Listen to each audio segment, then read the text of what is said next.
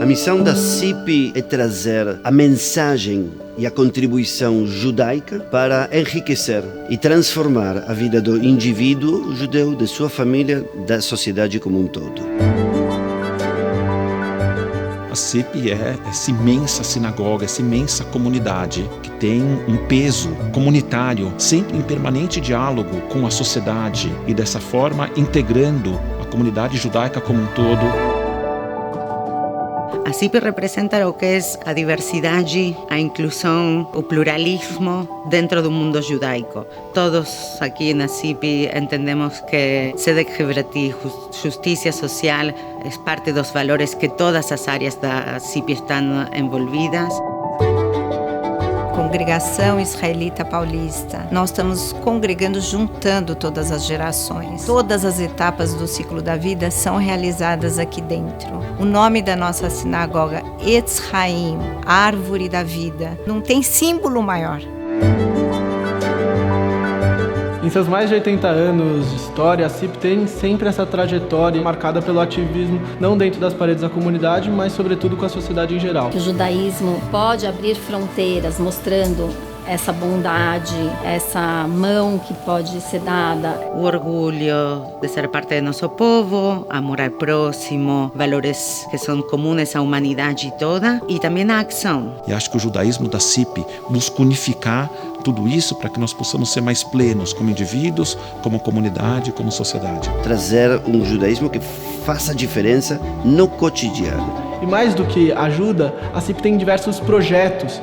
Então tem projeto para quem é mais ligado em educação, tem projeto para quem é mais ligado em causa social, em causa religiosa. Então a CIP possibilita que cada voluntário atue da forma que deseja, no projeto que deseja. E se a pessoa, além disso, pode doar de seu tempo, de seus esforços e de seu dinheiro, então a contribuição é ainda mais significativa, porque nós podemos construir juntos, traçar planos juntos e desenvolver juntos. Contribuir com a CIP é contribuir com o bem-estar de toda a sociedade. E essa possibilidade de criar pontes, eu acho fundamental. Você entender que você faz parte de um mundo judaico maior.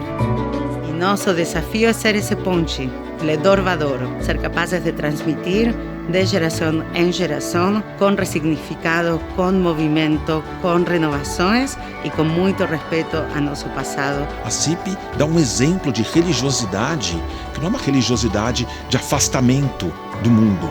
Pelo contrário, a religiosidade judaica serve como lente através da qual a gente encontra o mundo. E é isso que faz a CIP de sempre, e é isso que nós estamos tentando melhorar e aperfeiçoar o tempo todo, com a ajuda de todos que participam e nos permitem continuar a escrever e a desenvolver essa história.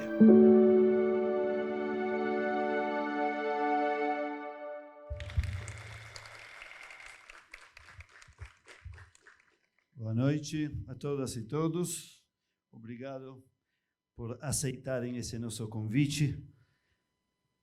Vou convidar os protagonistas dessa noite de diálogo. Isto é parte, por favor. Querido professor, escritor, psicanalista, Christian Dunker, e o querido ator, diretor, apresentador e amigo da CIP, Dan Stulbach. Boa noite a todos, obrigado pelo carinho. Esta é mais uma entrega do projeto Diálogos. E dessa vez, talvez, é o maior diálogo, um diálogo com um D maiúsculo. Porque vamos falar com um psicanalista que trabalha com a palavra e com um ator, apresentador, diretor, que também trabalha com a palavra. A palavra na tradição judaica, bíblica, antes de que judaica inclusive, é a origem de tudo. Segundo a narrativa bíblica, o mundo foi criado através da palavra. E a palavra, sabemos, e celebramos isso todos os dias, como uma bênção que lembra que o mundo foi criado por palavras. Nós sabemos muito bem que a palavra pode construir e destruir. A palavra que falamos, a palavra que escutamos, a palavra que ignoramos, a palavra que tergiversamos, pode fazer tudo isso. O silêncio é parte da palavra e também pode construir, pode enfermar e pode curar. Existe um salmo que diz que através do silêncio também podemos louvar e podemos agradecer, podemos pensar.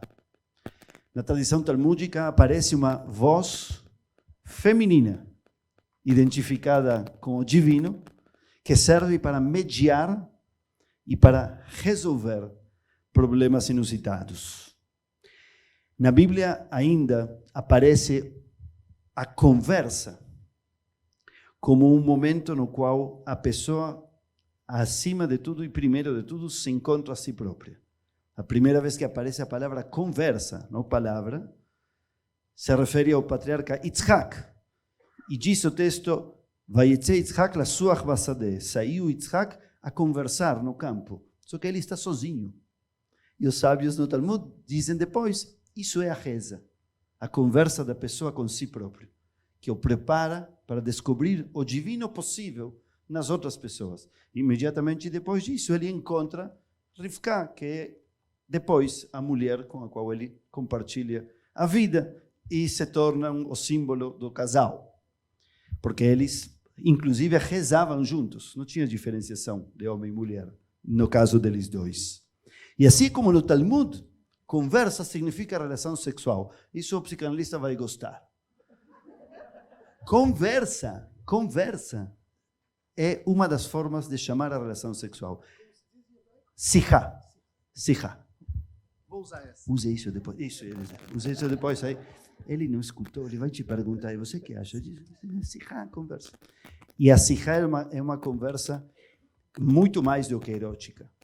Porque sabemos que, e você com certeza vai explicar isso bem melhor, que é também exatamente na relação sexual que nós podemos, tudo que falei antes sobre a palavra e a conversa. Podemos criar, podemos construir, podemos destruir, podemos ignorar, podemos enfermar e podemos curar. Com o que falamos, com o que calamos, com o que escutamos, com o que ignoramos. O ser humano, no pensamento judaico medieval, se chamava Chai Medaber, um ser vivo que fala, um falante. Essa era a diferença entre o ser humano e qualquer outro ser, seja um vegetal ou um animal. Só o ser humano se parecia com o divino porque podia falar. E desse modo é que a palavra nos leva a todas essas descobertas. Hoje, como dizia antes, temos dois representantes especializados na palavra. Um ator, diretor, apresentador, que nos permite chorar e rir e pensar, e um psicanalista que trabalha com nossas palavras. Quero agradecer muito a presença de vocês e lembrar, finalmente, que a palavra também nos serve para mostrar nossa incerteza, nossa busca pelo mistério, o que não sabemos. Existem palavras como eterno, como infinito, como zero, como nada, que nos mostram os limites. A sensação do limite, vemos um pouco mais, mas não sabemos o que é a eternidade, o que é a infinitude, o que é o zero, o que é o nada.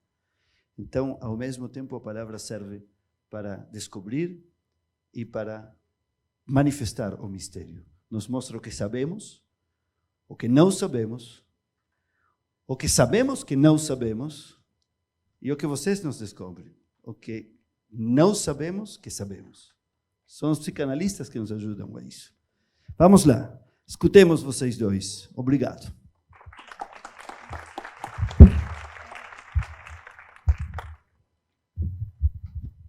E aí, gente?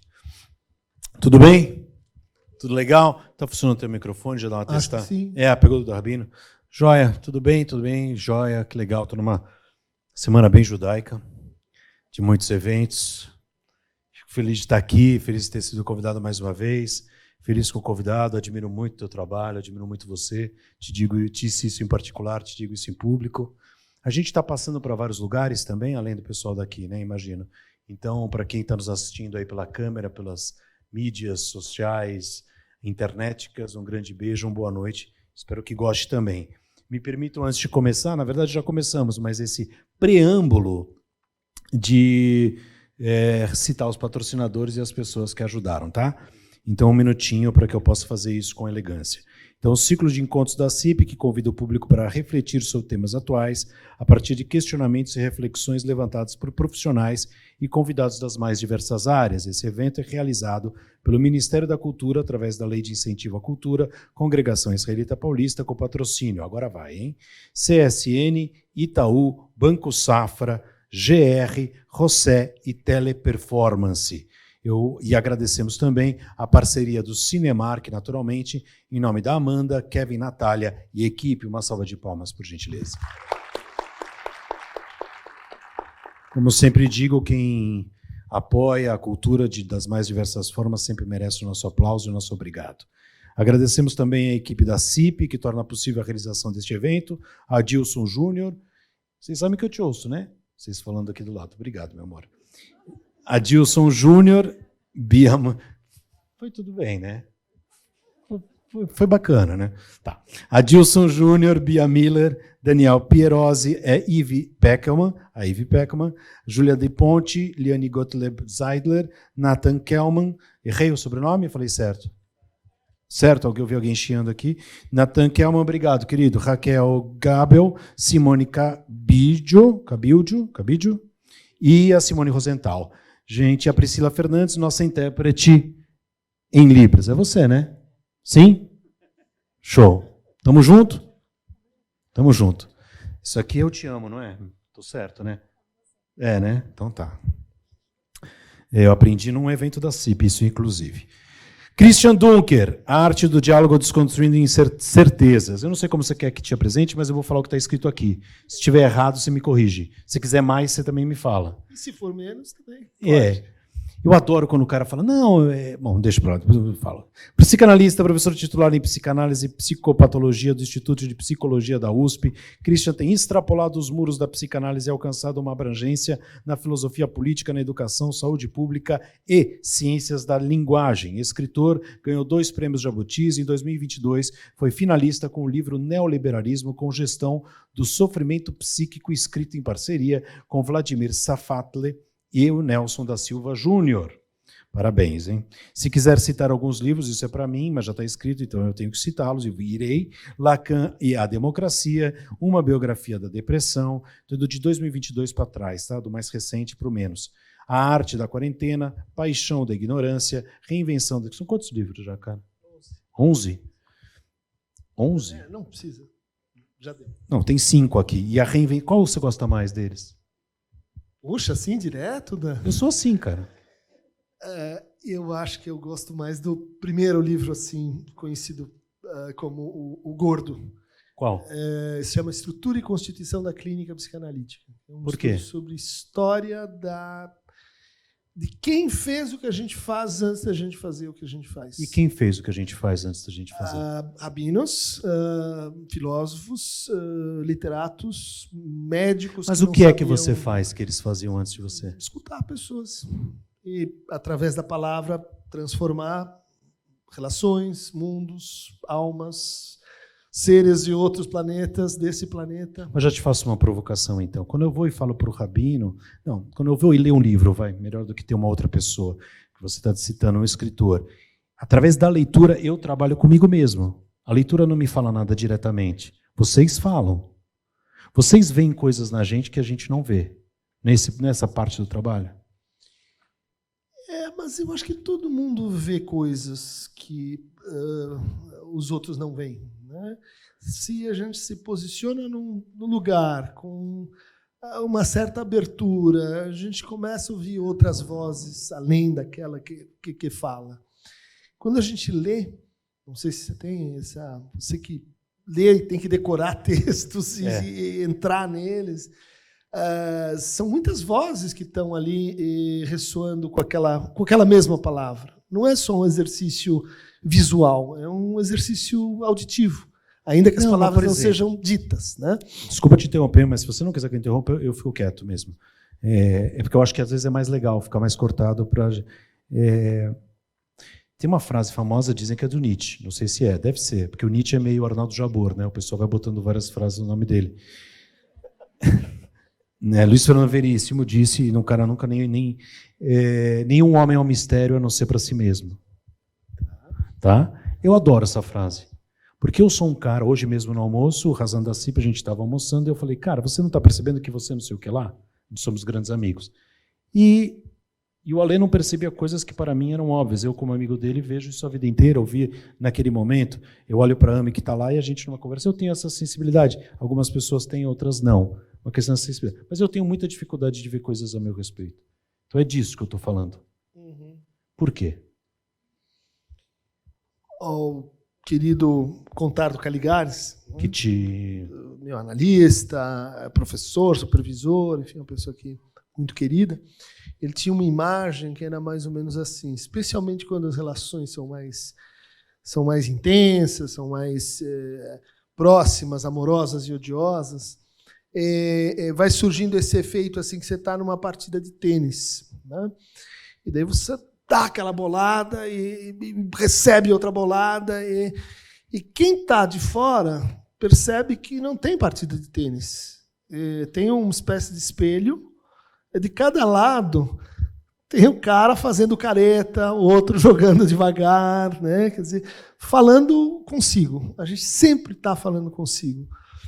Mas, ao mesmo tempo, às vezes a gente consegue ir para essa posição de fora em que você olha aquilo e diz, poxa, mas é óbvio que essa pessoa está fazendo uma coisa que não vai dar certo, é óbvio que ela está na posição errada. Se ela bater a bola nessa posição, ela vai errar toda vez. E dentro dessa situação você não consegue ver. Dentro dessa situação é como se fosse uma ilusão estética. Né? Dentro da situação você não se enxerga. Por isso a gente não pode atender familiares, pessoas muito próximas, porque daí você está dentro da situação. Né? Você conseguir sair de si e voltar a si talvez, não sei, perguntando aqui para o Rabino, o elemento, a gramática fundamental da escuta. Eu acho que você consegue fazer isso, sim. Talvez você não saiba que você sabe fazer isso. Não, eu exercito isso. Escrevendo.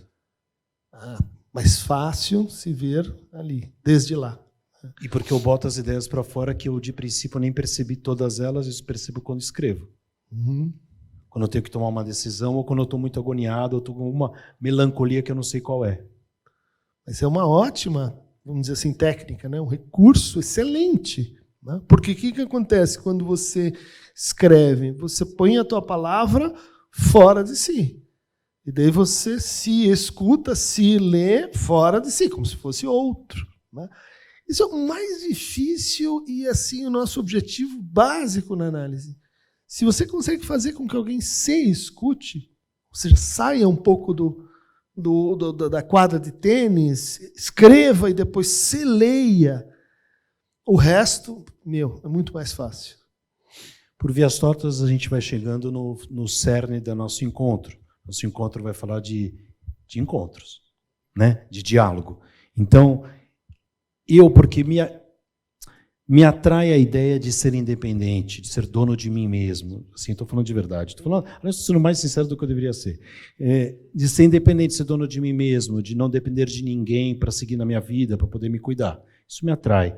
Mas também me deprime a ideia de que cada vez estamos mais sós. E de que eu não tenho esse encontro com alguém para que alguém possa me ajudar nessa caminhada. Ou cada vez mais a gente encontre menos gente e confie nesse encontro para seguir melhor na caminhada. Entende? E acho que cada vez mais é isso que tem acontecido. A gente tem ficado mais só. E eu acho que é isso um dos motivos do nosso encontro. Sim? Sim, com... Vai nessa. Ainda bem. Sempre tem essa mais. Ainda bem, você está aqui para isso. Sim, mas a tradição talmúdica, né?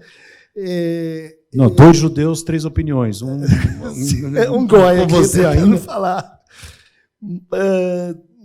Sim, né? E cada vez mais difícil. não se sucumbir a uma certa solidão que a gente identifica com um indivíduo autônomo, emancipado, não dependente. Né? Quer dizer, forte pressão para a gente se entender dessa maneira. Né? Como alguém que está assim, separado mesmo dos outros. Né? Isso leva a uma confusão entre solidão, que pode ser vivida como isolamento, como, no fundo, abandono, tirania do poderoso. Né? Essa narrativa de que o cara vai ficando poderoso, ela vai virando o CEO da empresa e ele vai ficando mais sozinho. Em volta dele, só bajuladores, pessoas que refletem, né, aquilo que ele quer ouvir. Bom, isso é uma versão boa do que está acontecendo, mas que confunde solidão com solitude. Então, poderia dizer assim, no fundo, sofremos com uma solidão que não é bem solidão. É uma conversa, por exemplo, com você mesmo o tempo todo, dizendo errei, acertei, agora está bom, agora está mal, ou seja, sem o que o Rabino colocou, essencial, sem silêncio com relação a si, sem possibilidade de estar, né, num outro tipo de diálogo, que a gente vai dizer. Tem uma palavra para isso, é solitude. Né? Não, tá tudo ótimo. Tá, mas agora é essa vez. A minha vez você falou CEO, eu achei esse exemplo maravilhoso. Como CEOs das nossas vidas, a gente deveria se cercar de pessoas que concordam e não concordam com a gente. Pessoas que nos trazem opiniões boas e ruins a respeito da gente, para que a nossa empresa, nós mesmos, CSA, cresça da melhor maneira, da maneira mais saudável possível, mais verdadeira possível. Tá? Só usando o seu exemplo. Nos dias de hoje, a gente não tem feito o contrário? A gente não tem procurado no Twitter, ou no Instagram, ou na vida, pessoas que previamente a gente já sabe que vai concordar? As bolhas da rede social não nos levam para esse lugar com viés de confirmação sempre? A gente não está mais intolerante com a opinião de quem discorde da gente? E daí, por fim, você já pode emendar, eu nem precisaria falar. Eu só quero ler um texto que eu trouxe, que eu acho bonito. Que eu lembrei quando estava vindo para cá. O homem, quando jovem, é só. Apesar das suas múltiplas experiências. Ele pretende, nessa época, confirmar a realidade com as suas mãos, servindo-se dela, pois acredita que, ganhando o mundo, conseguirá ganhar-se a si próprio. Acontece, entretanto, que nascemos para o encontro com o outro, e não para o seu domínio. Encontrá-lo é perder domínio, é contemplar na sua levíssima resistência, é respeitá-lo, amá-lo, na sua total e gratuita inutilidade. O começo da sabedoria consiste em perceber que temos e teremos as mãos vazias na medida em que tenhamos ganho ou pretendamos ganhar o mundo. Nesse momento, a solidão nos atravessa como um dardo. É meio-dia em nossa vida, e a face do outro nos contempla como um enigma. Feliz daquele que ao meio-dia se percebe em plena treva, pobre e nu. Esse é o preço do encontro, do possível encontro com o outro. A construção de tal possibilidade passa a ser, desde então, o trabalho do homem que merece o seu nome. Eu acho lindo isso. É do livro Encontro Marcado, do Fernando Sabino, é o prefácio escrito pelo Hélio Pellegrino. Que em todo encontro que eu tenho com alguém, eu chego com tudo que sei, mas eu chego de mãos vazias. E essa é a ideia do encontro ideal, juntando com a minha pergunta anterior.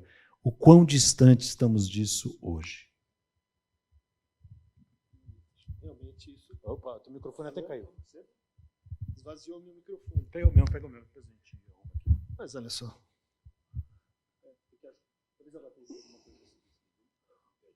É assim que funciona o diálogo, quando o microfone do outro, você passa o microfone, empresta e depois ele volta para você. Acho que sim, nesse sentido, muito verticalmente sim.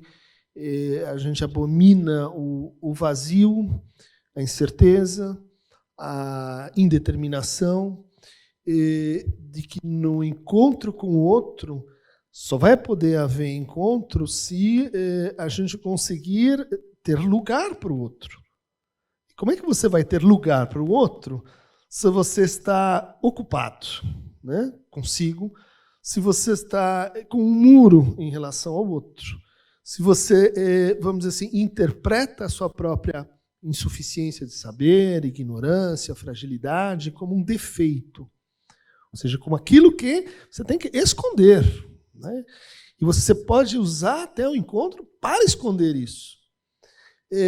Muito na nossa cultura enfatiza o quê? Que você deve ter uma imagem de força, de autossuficiência, de potência. Isso tudo, vamos dizer assim, te tornaria alguém mais amável, alguém mais admirado, alguém mais reconhecido. Quando a lógica é exatamente essa que você colocou aí. Se eu quero ser amado e quero amar, eu preciso dividir esse vazio com o outro, dizer para o outro, ó, aqui tem um lugar para você. Não sei o que vai acontecer, mas, antes de tudo, tenho que praticar algo que não sei se vem da tradição islâmica ou da tradição judaica. Queria entender melhor a origem desse conceito, que é hospitalidade. Né? Você falar a língua do outro. Você dizer, olha, eu me interesso por você porque eu me interesso pelo seu vazio, pelo que ainda não sei sobre você. Isso cria encontro. Isso são as condições para que haja encontro. E a gente está minando elas. A gente está dizendo assim, vamos fazer o contrário. Né? Vamos criar bonitas imagens, condomínios reais ou digitais. Acho que no Brasil isso é ainda mais grave pelas condições da nossa cultura, de lidar com a diferença com medo, com ódio, com a violência, né?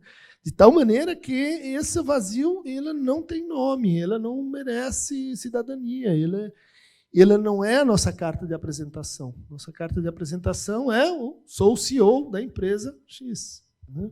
Cristian, você acha que o fato da gente, se eu entendi, você concorda comigo, da gente estar fechado em ouvindo pessoas que concordem com a gente de princípio antes de ouvi-las, e por isso a gente as procura de início, principalmente na rede social, isso reforça nossas certezas. Isso está criando pessoas mais radicais, com mais certezas, com dificuldade ao encontro e, por exemplo, já estendendo, num sentido social, político, mais extremistas? Sim. Sim, e tem vários, vamos dizer assim, colaboradores dessa, vamos dizer assim, patologia do excesso de certeza. Por que nós precisamos ter tanta certeza? Quando tem a aventura do conhecimento, que é feita de dúvida metódica, incerteza. Quando você tem a aventura da sedução, que é feita do quê? Eu não sei se vai dar, se não vai, incerteza. Quando a gente tem a aventura da criação, que é, bom, esse quadro, não sei se vai funcionar, a peça vai dar essa incerteza. Ou seja, a raiz das coisas interessantes está na incerteza, no cultivo da ignorância, da falta, do que você vai fazer com o que ainda está por vir. Então a pergunta é por que nós, em determinado momento, começamos a construir uma civilização onde a certeza não é um efeito do encontro, não é algo que vai propiciar um reencontro, mas é uma espécie de castelo onde a gente vai vivendo o quê? Tranquilo, onde a gente vai vivendo consigo mesmo, com gente como a gente, com gente que no fundo, é para aí que o excesso de certeza acaba apontando, gente que está com um certo problema de identidade. Ou seja, identidade é uma coisa que o Santo Agostinho... Pode, Santo Agostinho? Pode. A gente é super aberto, cara. Santo Agostinho falava o seguinte, né, sobre o tempo. Né? Quando não me perguntam o que é o tempo, eu sei, horas, dia, noite. Mas quando me perguntam, Santo Agostinho, o que é o tempo? Aí eu já não sei mais. Porque o conceito, a metafísica, o que é o tempo? Olha só que é infinito. Acontece algo parecido com a identidade. Né? Em geral... Eu não entendi a metáfora de uma coisa com a outra. Em geral, a gente não se pergunta pela identidade. Né? A gente só se pergunta pela identidade quando tem guerra. Quando tem um outro que está me perturbando. Quando eu não tenho mais sentimento de pertencer a um lugar, a uma causa, a um destino, a uma comunidade. Ou seja, você só faz a pergunta sobre o que é identidade quando você está numa espécie de crise. Quando você está numa espécie de, olha, vou suspender a vida tal como ela é e vou, então, recuar para... Eu preciso ter uma certeza anterior. E essa certeza anterior, que é anterior, está nos envenenando.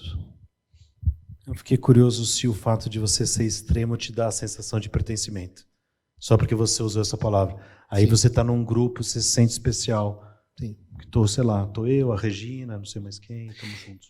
Eu acho que aí a gente entraria numa seara que é assim um pouco a discussão sobre o que é uma crença. Né? E para que a gente precisa de crenças, né? Para lidar com incertezas, lidar com o vazio, lidar com a indeterminação. Né? Uma maneira de pensar a crença é assim...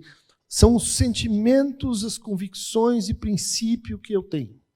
Então, quando me perguntam, eu digo, acredito na Torá, acredito nesse salmo, eu posso elencar os mandamentos, etc. Quando me perguntam. Né? Mas eu posso ter um outro entendimento do que é uma crença, que é a seguinte, a crença é o que você faz, não o que você pensa sobre o que você faz. Né? Então, como dizia Pascal, ajoelha e reza. Não, mas eu não acredito. Ajoelha e reza que a crença, a fé, virá por si mesmo. Então, você tem o fazer e você tem as declarações de princípios, conceitos e assim por diante. O que acontece na radicalização? Eu tenho uma incerteza, mas eu trato mal essa incerteza.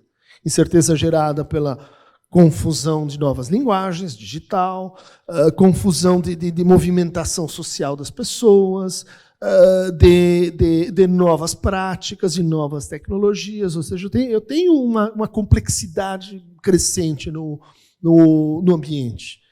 O que eu faço para assim reagir a isso? Eu me junto ao outro para fazer, junto com o outro, uma espécie de confirmação, de certeza, que depende da gente estar juntos. Para fazer o quê? Para odiar o outro. Para dizer o outro está errado. O ódio vem de uma certeza.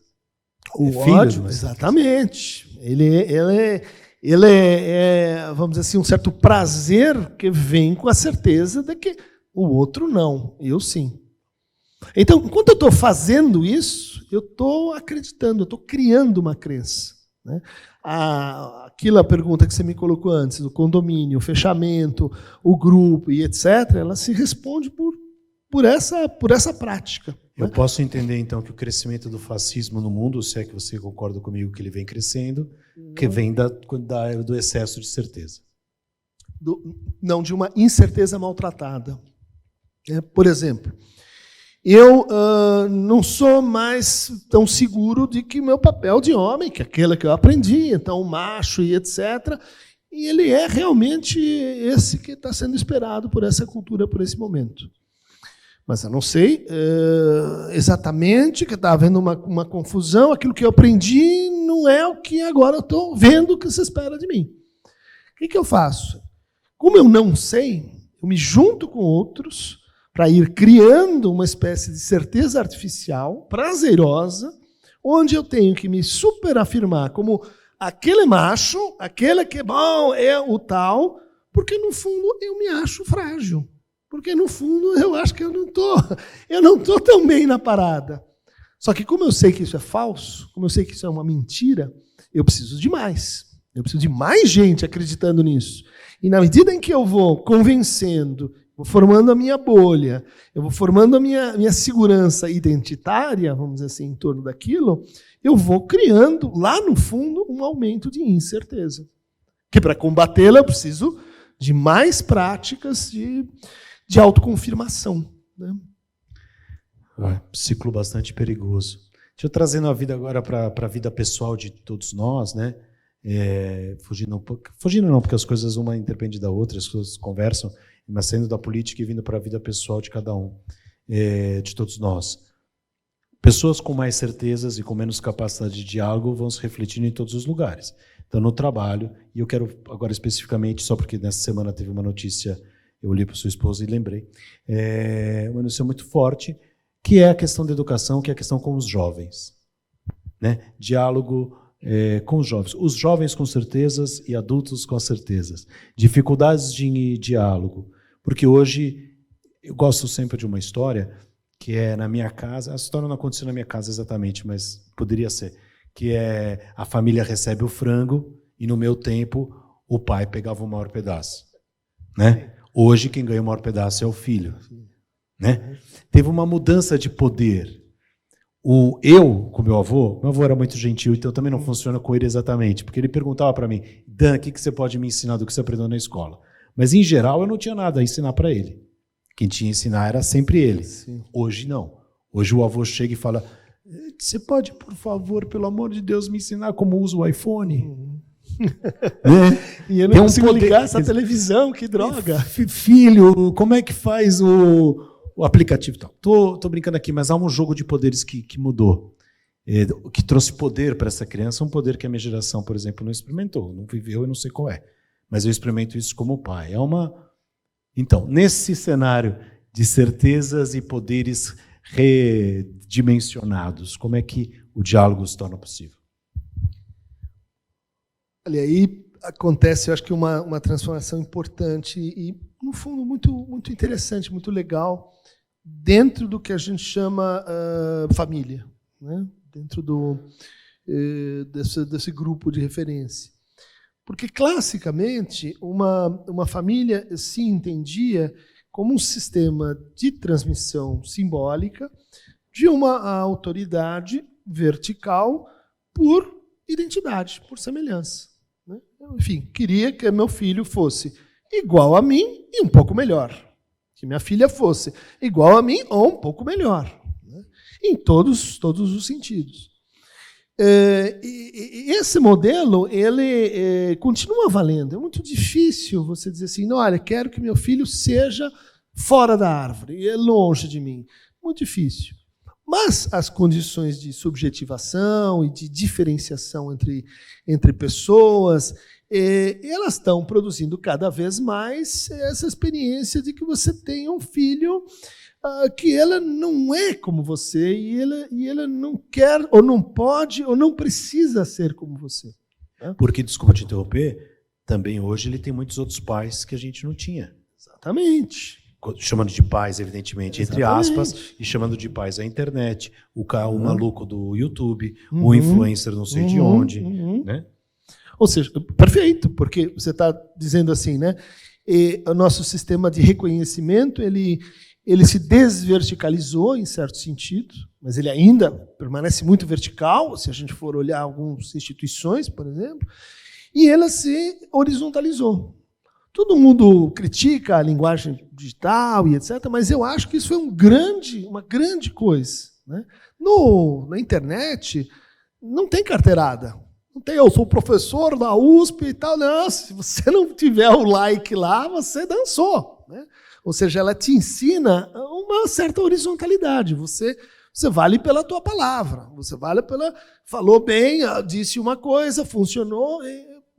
Bom, voltando ao que você colocou. Quando a gente tem muitos pais, né, a situação é mais ou menos o seguinte: ou eu vou brigar com isso e achar que isso é um desrespeito à maneira como eu entendo a transmissão simbólica dentro de uma família, ou eu vou descer da posição de pai, ou flutuar da posição de pai e de mãe, para a posição em que nós estamos juntos, nesse contexto, em relação a uma determinada causa.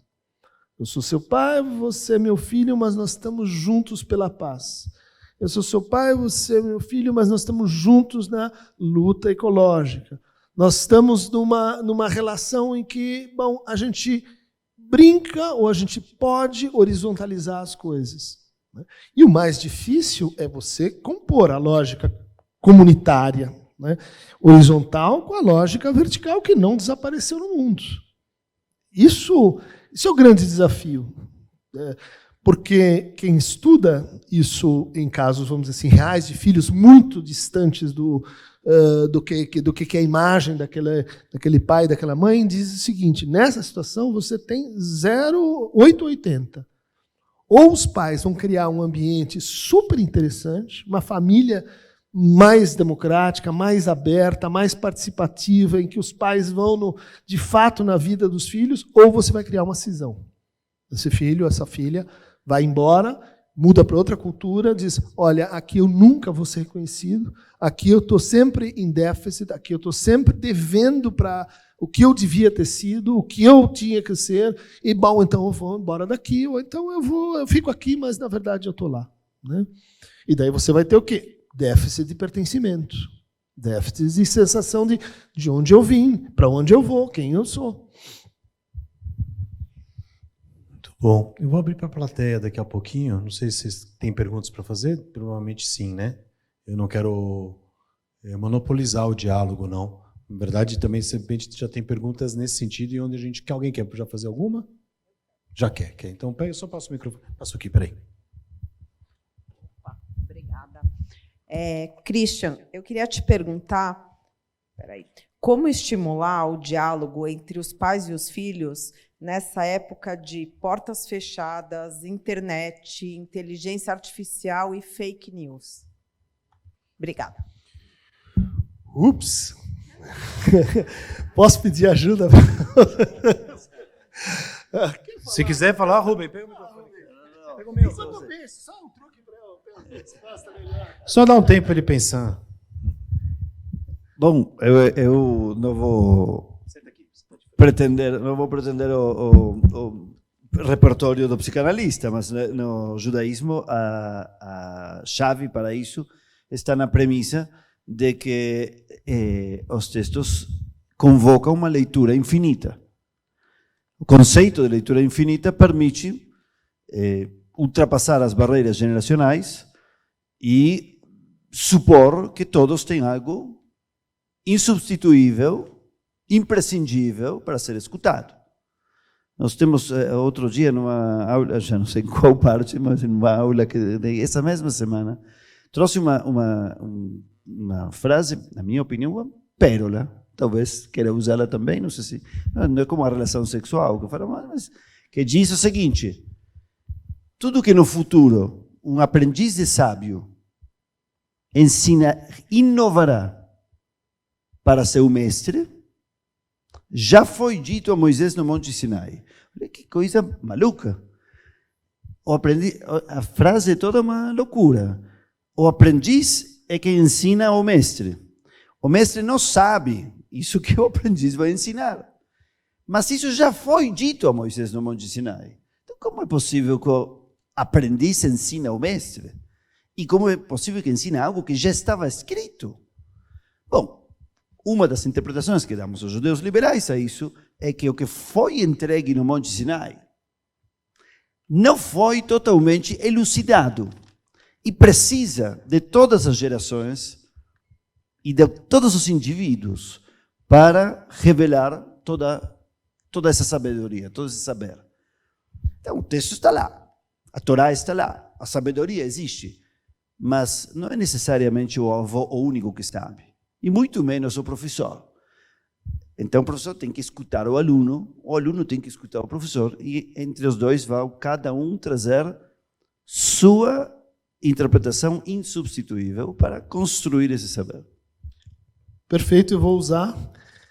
No fundo, vou dizer a mesma coisa, numa outra, traduzindo, enfim, fazendo uma versão, né? Perfeito, porque a gente acha que o adulto, o pai, ele está sempre na posição indireta, né? Secundária de professor, de mestre, de sábio, daquele que vai ensinar as coisas. Como o Dan colocou, isso foi meio que invertido, né? Porta fechada, você tem saberes que elas têm, que as gerações mais antigas não têm, né? Mas isso traz consigo um certo preconceito, um certo equívoco do que é um professor, né? Professor é aquele que sabe ou o professor é aquele que cultiva sua ignorância, né? Como essa minha esposa, né, trabalha com escola, né? E um grande livro sobre educação contemporânea é O Mestre Ignorante, que é a história de um sujeito que precisa ensinar uma língua que ele não sabe.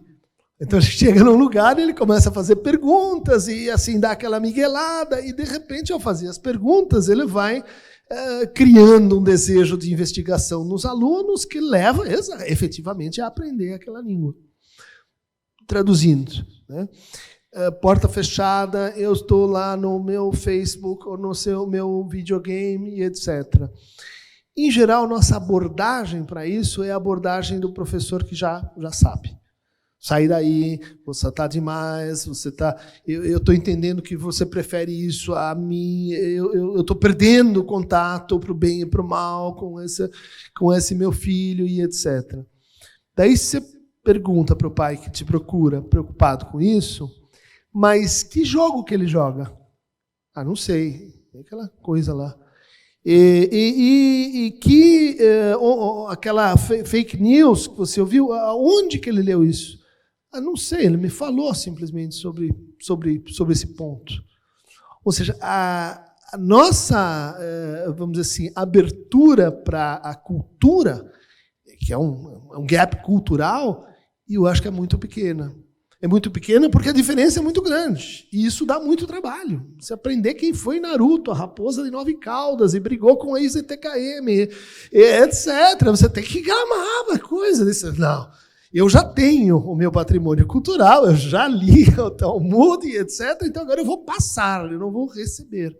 O que é uma pobreza? É uma pobreza para a aprendizagem, para o cultivo da nossa incerteza, e que se casa com um outro preconceito, uma outra posição que tem a ver com o que é ter autoridade hoje, que é de não expor as nossas faltas, fraquezas e incertezas.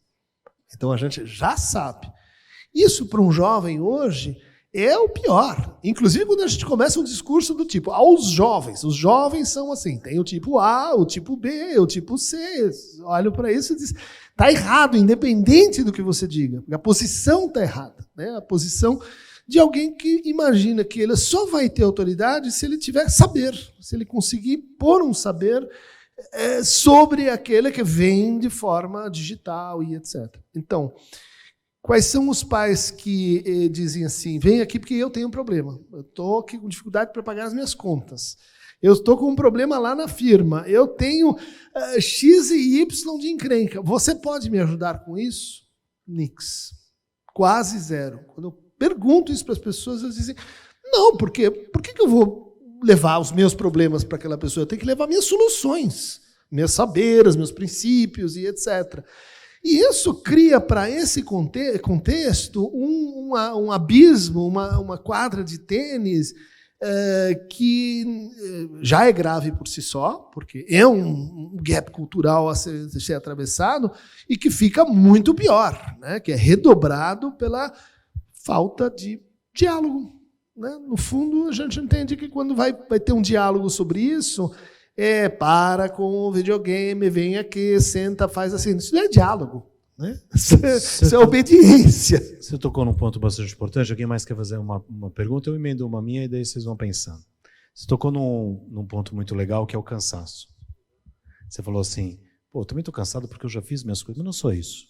A gente está cansado porque a gente já fez nossas coisas, porque a gente já leu nossos livros, porque a gente já criou nossa cultura, é claro. É um cansaço natural da idade, mas há um cansaço porque os estímulos são intermináveis e constantes como eles nunca foram. Eu, ao mesmo tempo, tenho que ter opinião sobre uma coisa importantíssima que acontece numa escola, quando um garoto entra e esfaqueia uma professora. Eu tenho que ter opinião.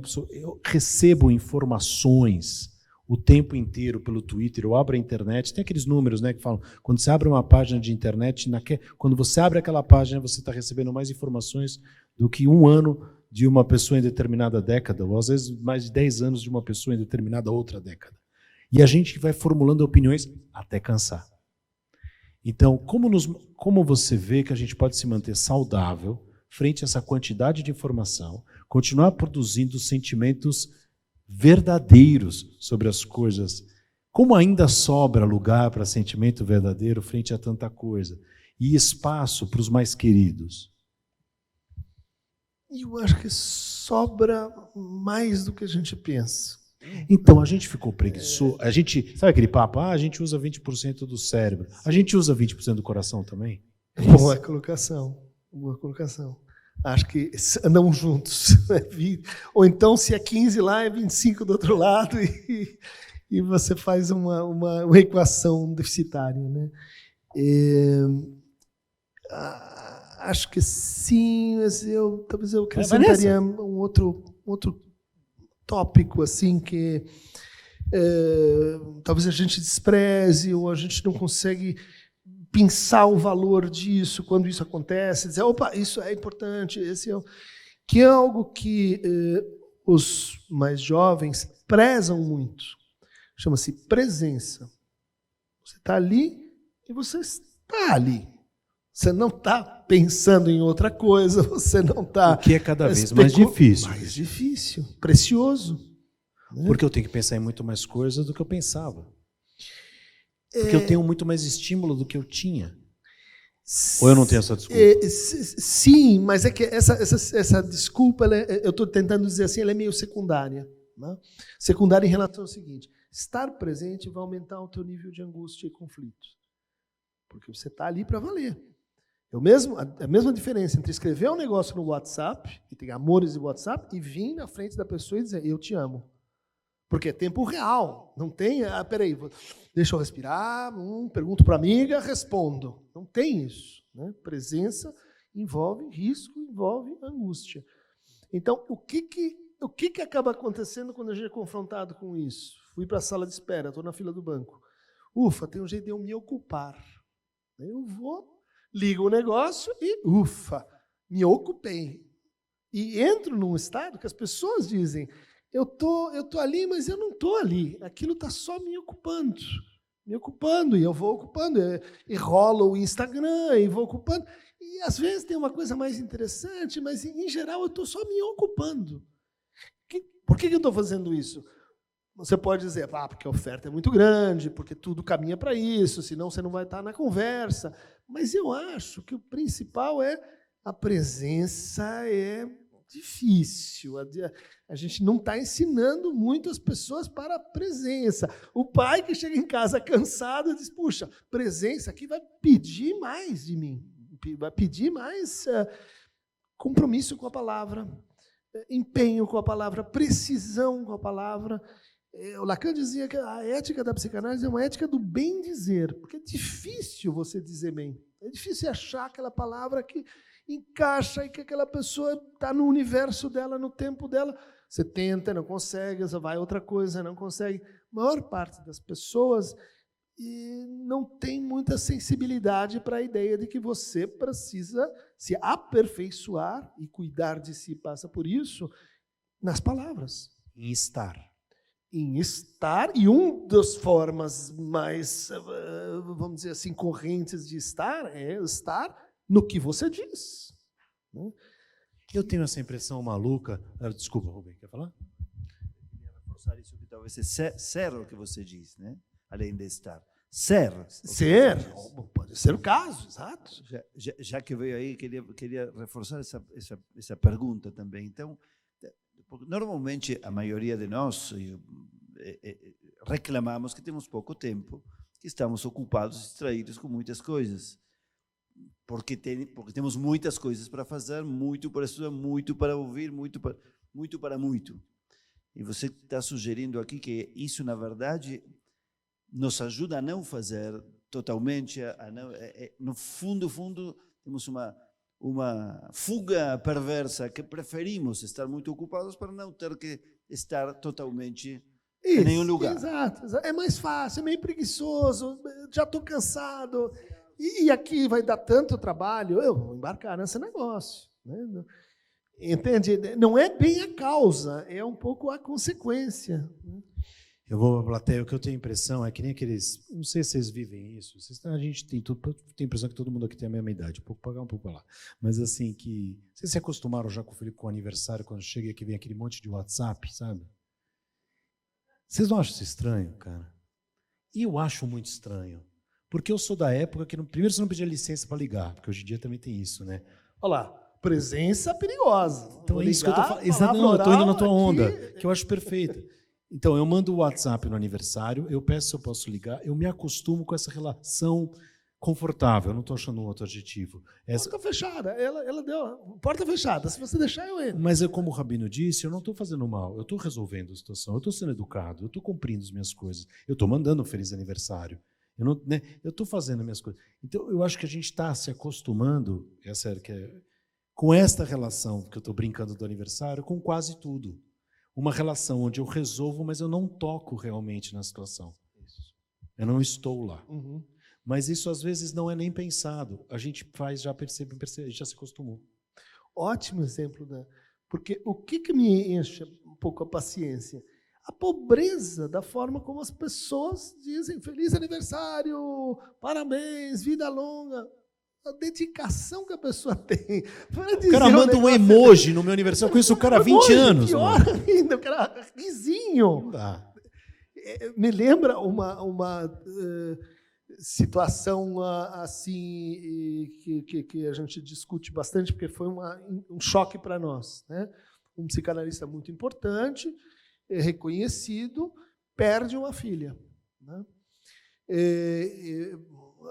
Jovem, num acidente, uma coisa totalmente trágica. Então, você tem um funeral, você tem ali 40 psicanalistas, especialistas em palavra. Nessa hora, agora eu quero ver, né? Que a gente vai ter para dizer para essa pessoa que a gente gosta, né? E sai do funeral, ninguém fala nada de decente. Ninguém fala nada. E se ainda se convence, não, o silêncio é importante, o silêncio, a pessoa, vamos respeitar, ela está no momento dela. Eu digo, tá certo, não é legal você ficar poluindo a pessoa nesse momento, mas eu considero um fracasso que a gente... E aí o contexto é o seguinte, é uma comunidade que não tem um grande apelo às narrativas religiosas, né?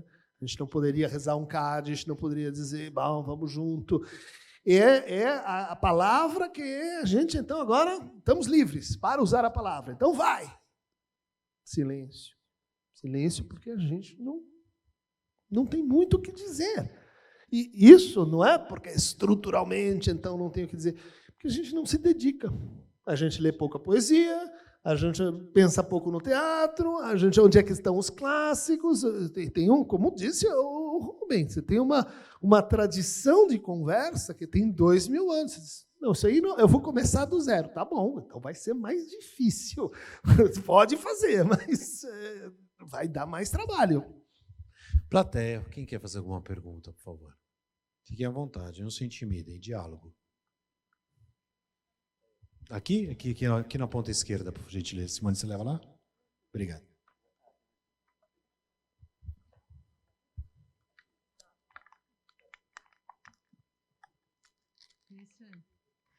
Eu queria te perguntar, de tudo que a gente está falando, e o Dan trouxe coisas muito importantes no início, tem uma palavra que a gente usa muito em relação a diálogo, que é empatia. E assim, a empatia, eu sempre estou me cobrando. Eu tenho que me colocar no lugar do outro para fazer um diálogo, para eu entendê-lo, para ele me entender. E essa empatia eu me coloco diante de meus filhos, minha mãe, enfim, todas as relações. No trabalho você tem que ter empatia pelo outro, seja jovem, seja mais velho. Mas outro dia eu li uma coisa muito interessante, que você, na preocupação de ter tanta empatia, de se colocar no lugar do outro, você perde a tua identidade, individualidade. Então, como que se dá isso numa relação? Você tem que se colocar no lugar do outro, mesmo que aquele outro te atinja de uma maneira que a tua identidade vai ser atingida? Ótima questão. Na verdade, tem uma polêmica na psicologia, porque apareceram várias pesquisas mostrando que a empatia é ruim. A empatia ganha na primeira, na segunda, na terceira não está bom. A pessoa cria um sentimento postiço, ritualiza, deixa de pensar, cria-se culpas desnecessárias. A empatia, num certo sentido, vamos dizer assim, mais popular de empatia, vai bem até a página 12, assim, depois a coisa complica, né? E indo um pouco à frente na conversa, o que acontece é que a versão que as pessoas dão do que é empatia é mais ou menos isso que você colocou aí, que é se colocar no lugar do outro, né? Bom, primeiro problema, se colocar no lugar do outro com a cabeça do outro ou com a sua cabeça, né? Tem um monte de gente que adora, eu vou colocar no lugar do outro, e daí começa a falar em vez do outro, pelo outro, né? E ainda diz, não, eu estou sendo empático, né? Então, o primeiro, mas daí você diz assim, mas tem gente que não consegue fazer isso.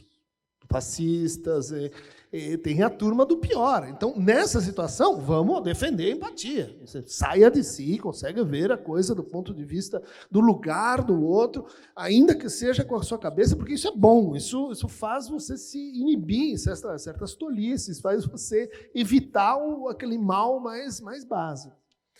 Bom, o percurso da empatia, que originalmente é um conceito da estética, não é da psicologia, é um conceito ligado à seguinte pergunta: por que certas imagens fazem com que eu saia de mim? Por que certas imagens me levam para uma viagem? Sabe quando você vê um filme e você diz, eu entrei naquilo? Isso é empatia. Eu entrei e daí eu comecei a me tornar outro, porque eu estou lá dentro da peça, estou lá naquele livro empolgante. Quer dizer, bom, tem que ter alguma característica do encontro com essa imagem, e encontro aí é essencial, que eu consigo descrever. Os alemães chamaram isso de Einfühlung, que é o sentimento do junto, do com o outro. Como não é grega essa palavra, isso é do século XIX. Na tradução para o inglês, não tinha como você traduzir bem, e daí o cara vou inventar uma palavra, empathy. E daí virou a empatia. O que diziam esses primeiros teóricos da empatia estética? Eles diziam, você tem que, nessa imagem, né, para você ter Einfühlung, você ter empatia, você sai de si, veste os sapatos do outro, se coloca na posição do outro. Posição é um conceito geometral, ou seja, não é a sua cabeça, mas é um ponto. Importante. Segundo lugar, nós não somos pontos e nem figuras geometrais. Ou seja, o lugar do outro não me diz que o outro tem um corpo, que o outro tem uma dor, que o outro tem um outro dentro dele. Ou seja, tem coisas que ele não sabe, como disse o Rabino, que ele sabe, mas está lá também. Isso precisa ser escutado. Ou seja, a verdadeira empatia, ela começa depois que você foi para o ponto de vista do outro e foi para o outro do outro, para o inconsciente do outro, para o desconhecido do outro, para o irracional do outro, para aquilo que ele não está vendo na partida de tênis. E disso é mais difícil. Deixar que esse desconhecido afete o seu desconhecido. O que você não sabe, a sua ignorância, o seu vazio, o seu incerteza. Porque, em geral, quando vem o bicho, vem o monstro. Eu não gosto disso. Bom, mas você tem um dentro de você. Como é que eles vão se comunicar? Os desconhecidos mútuos. Terceiro ponto da empatia. Quarto ponto, você precisa se escutar escutando o outro. Quando você faz isso, coloca-se um desafio que é um desafio de criação.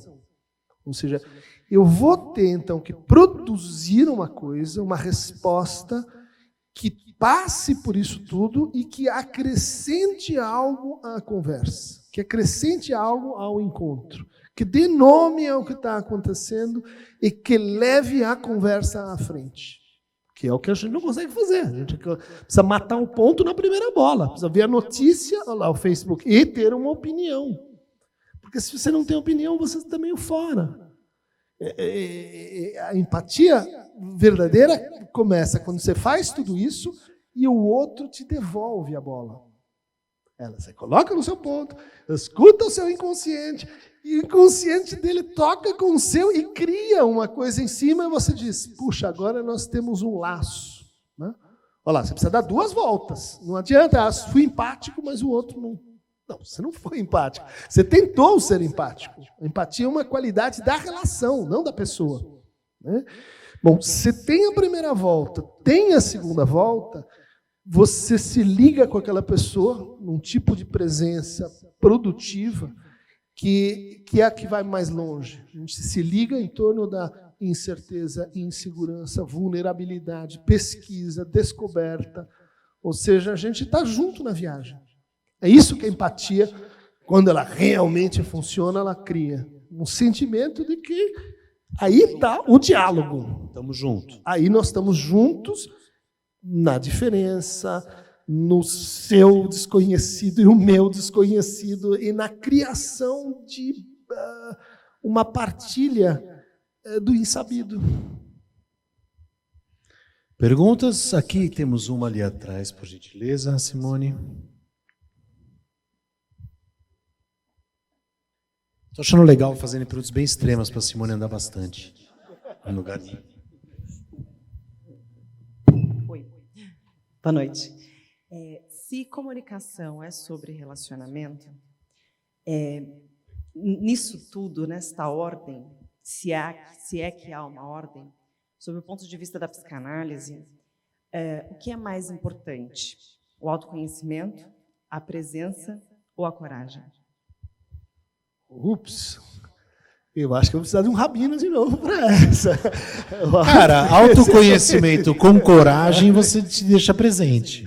Não é? Hein, professor? Repete isso. Gostou? Juntando o que ela falou. Autoconhecimento com coragem te deixa presente. Te põe presente. Funciona. Sem medo. Gostei, porque... Você pode usar o contrário também. Te colocar presente com coragem te traz autoconhecimento. As coisas todas se intercalam. Very clever. Muito bom. Obrigado, gente. Até a próxima. Eu estou atendendo o meu consultório, a gente está por aproveitar. Desculpa, vai. Vai, Rubens, você quer falar? Você ia falar? Eu queria pegar um gancho da questão da empatia, mas se quiser responder primeiro isso, vai bem, vai bem. Se quiser responder aquilo do autoconhecimento, a presença e a coragem, vai lá. Eu queria pegar um gancho sobre a empatia. Vai? Para te perguntar. Depois a gente volta. Tem coragem. Era só e enquanto isso vai pensando aquilo, acho que as três opções são muito boas, é verdade. Mas a integração do Dan foi brilhante. Tem que usar isso, hein? Saia de algum roteiro e diga isso, que é muito melhor. A empatia. Mas é possível. Será que é possível sair alguma vez de quem nós somos? Porque se a empatia é uma viagem ao outro, sempre sou eu que viajo ao outro. Quando a pessoa diz, eu se fosse você faria aquilo, mas eu se fosse você. Eu diria a sua mãe tal coisa, eu diria a sua mãe.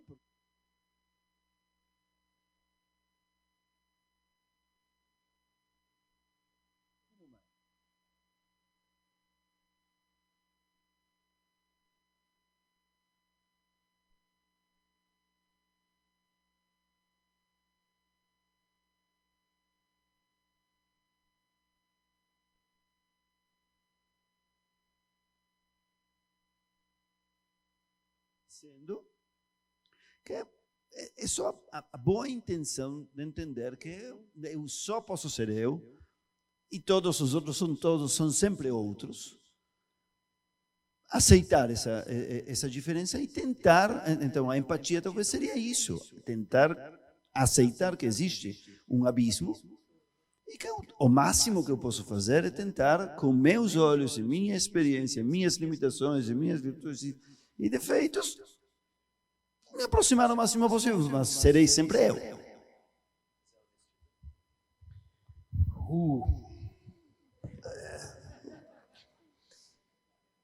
Eu acho que dessa vez eu não vou concordar muito. Eu vou, com toda a reverência, me lembrar de uma população... Aliás, é imprescindível que não concorde, porque senão não poderia fazer psicanálise. Tá. Não poderia, porque sempre o psicanalista vai ser ele, não vai ser eu. E eu vou me lembrar de uma população de indígenas brasileiros, a norte do rio Xingu, Arabetés, que se tornaram uma espécie de enigma antropológico assim, para os debates acadêmicos e etc. Né? Porque nessa é uma população bem pequena que conseguiu sobreviver a coisas assim. Na década de 70 só sobraram 500, né?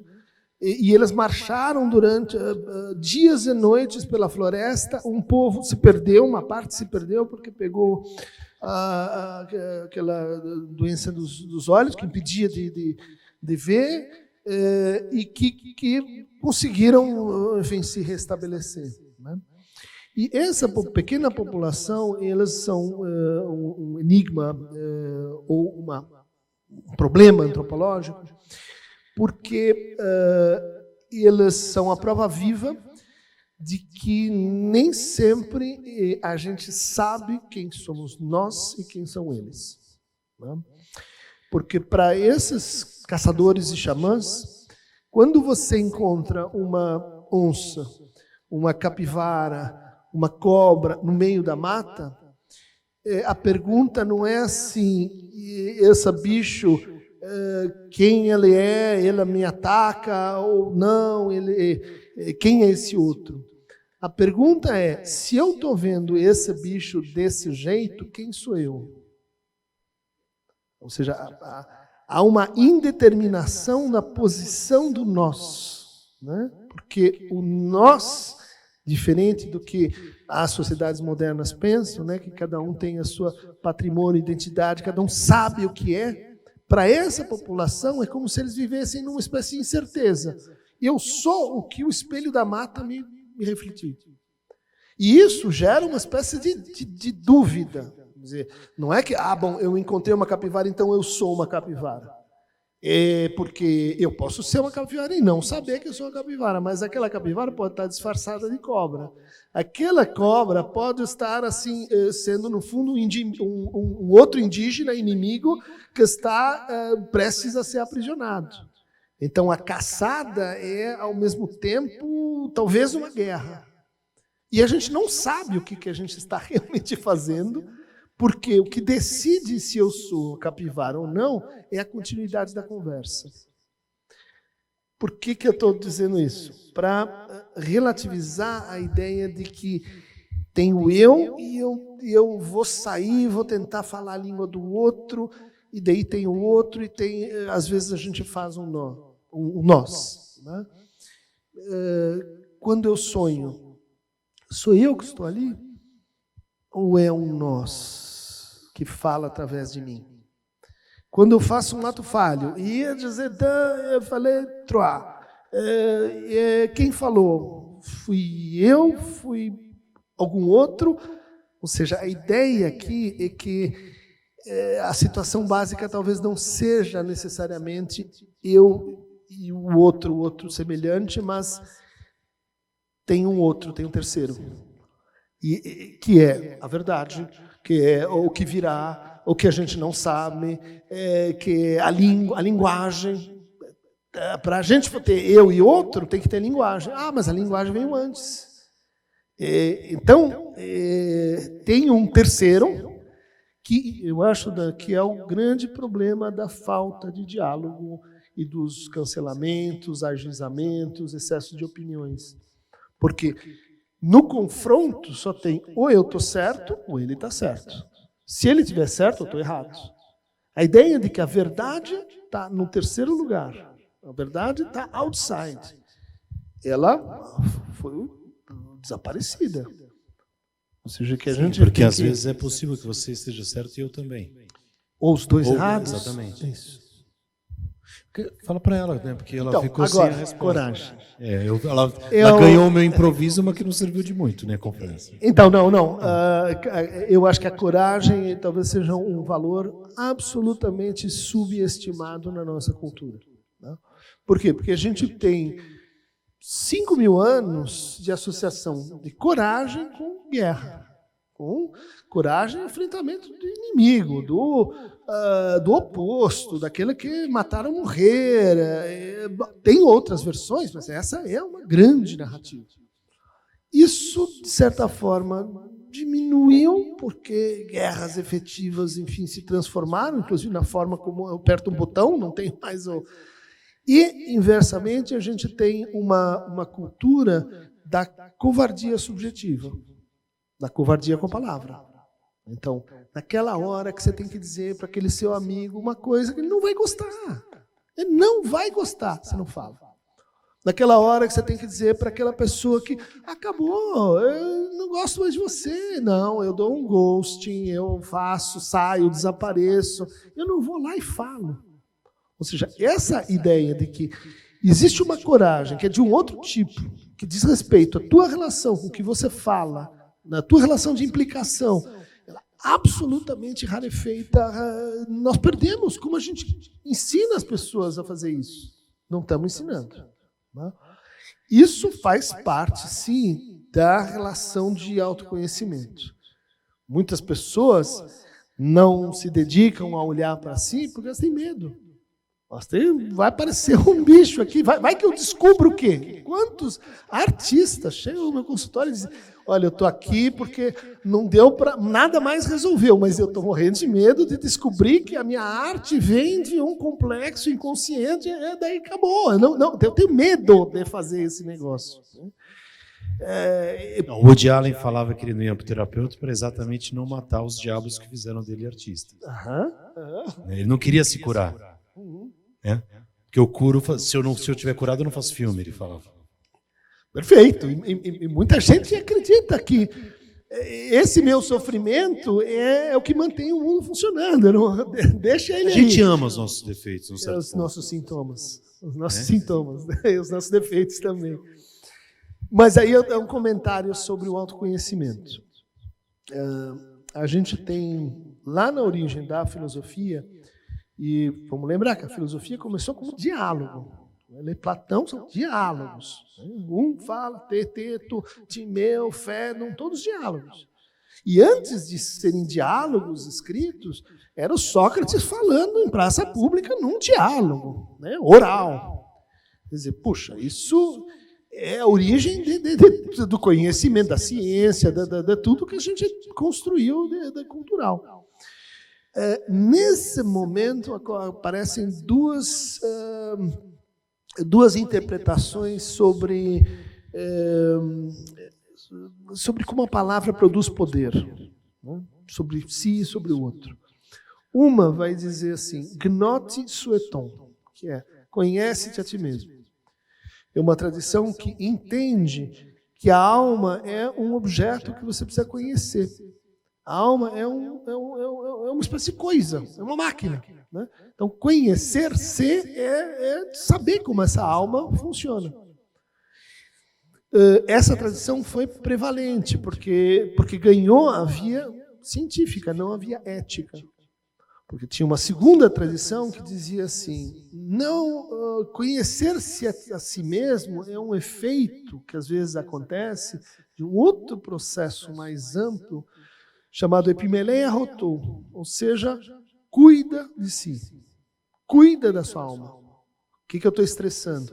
Conhecer e cuidar não são a mesma coisa.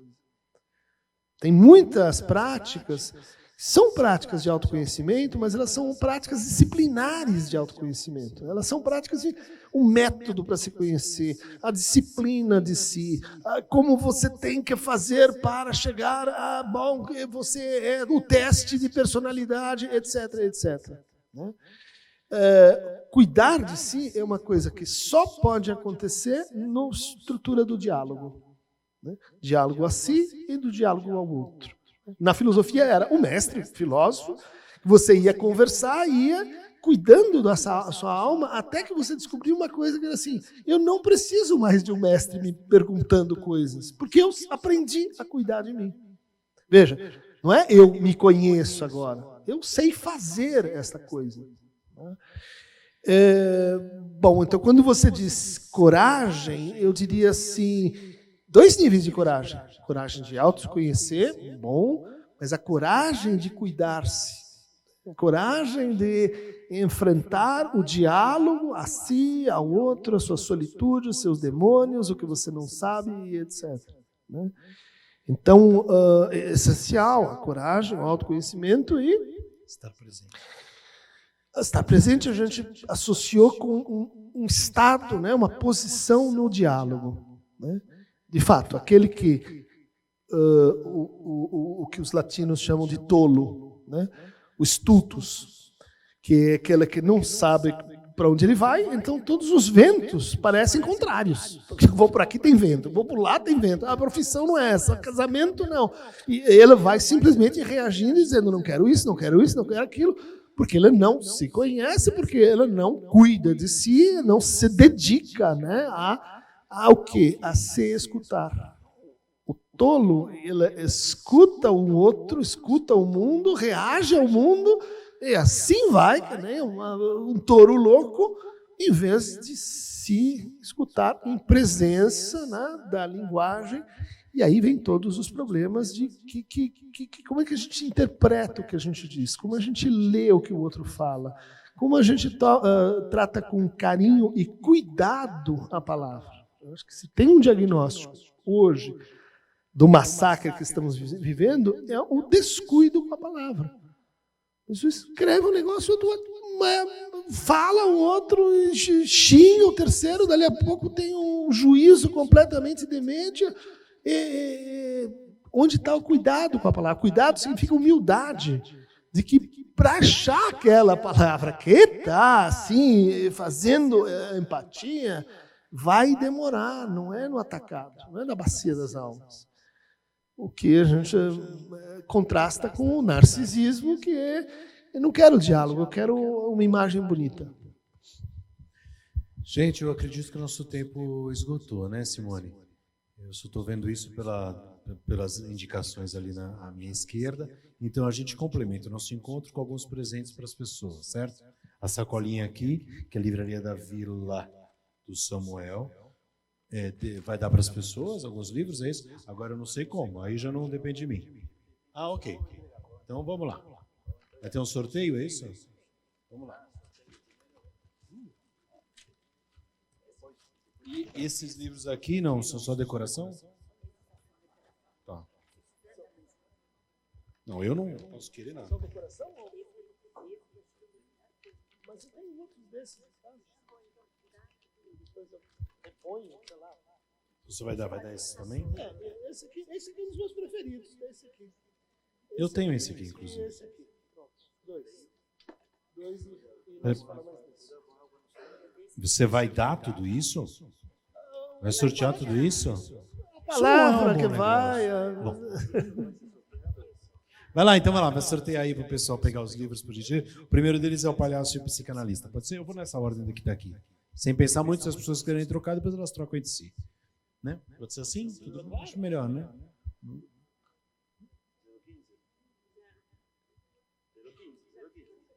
015. O que significa isso? 015, as pessoas já têm, já foi ali atrás. Bia, entrega lá para mim, por favor. Isso, vai lá, próximo. Outro Palhaço e o Psicanalista.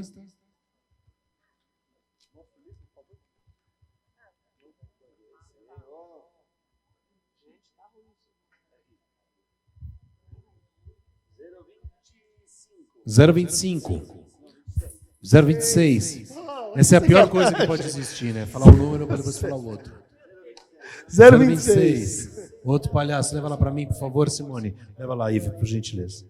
Próximo agora vai ser a Reinvenção da Intimidade. Acho esse nome lindo. Eu gosto desse nome. 06. Aqui, nos abandonou, lá, não está aí. Agora vamos para os Sonhos Confinados. 027. 25. Simone, por favor. Agora um Ética e Pós-Verdade. Tem mais dois só. Ética e Pós-Verdade. Esse aqui. Vários autores. 05 para cá. E eu mais um Palhaço e o Psicanalista, que é teu livro de maior sucesso, não? É o mais vendido? É 100 mil exemplares, esse aí. Parabéns. Bora lá? 100 mil. 0,22. Acabou? Gente, não sei se a CIP quer falar alguma coisa. Querem falar alguma coisa? Por favor, fique à vontade.